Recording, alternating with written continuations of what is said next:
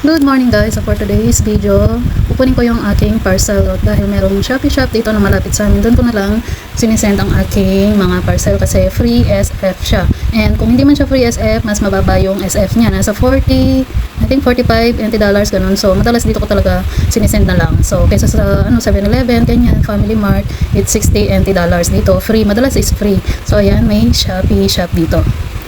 Hintayin ko lang kasi parang ginagawa yung machine.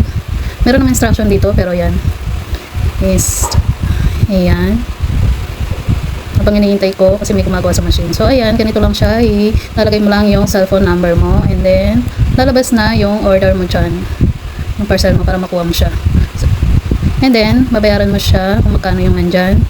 So akin kasi is may mga coins ako, so yung coins na lang lahat ang nilagay ko. So 299 NT dollars yung aking na order. Yan, puro coins. Madami kasi akong coins, so pwede naman yan. So 299 NT dollars, sakto ko yan na barya. Nilagay ko dyan. And then after nito, hindi ko siya na lumabas yung resibo. So dahil siguro ginagawa pa ito kanina, baka nasira. So ayun, nagbukas naman siya kung saan yung parcel ko dito, at yun, kinuha ko na. Hindi ko na naano sa video kasi may mga tao dyan sa loob. May gumagawa nga dito sa machine. So hindi lumabas yung resibo ko. So yung yan, nabuksan naman na yung so yan, kinuha ko na. Ganun lang.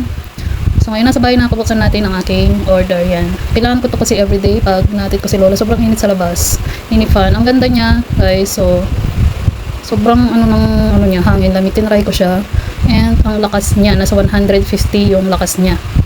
Ang ganda niya. So ang mura lang niya, 299. Yung iba na nabibili na ganito is nasa 1,000.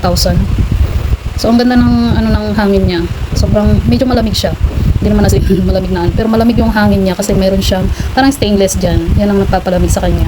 So magagamit ko kasi ito pag hatid sundo ko si Lola sa labas. Ang init kasi habang naglalakad, at least meron tayong hangin. So ayan, pwede siyang i-adjust, natutupi siya. So kahit nandyan yan sa leg mo, isasabit ko siya, may hangin siya, nagaano yung hangin sa'yo. So yun lang guys, parcel na naman. Ayan, pag kailangan ko lang naman, yun ang binibili ko.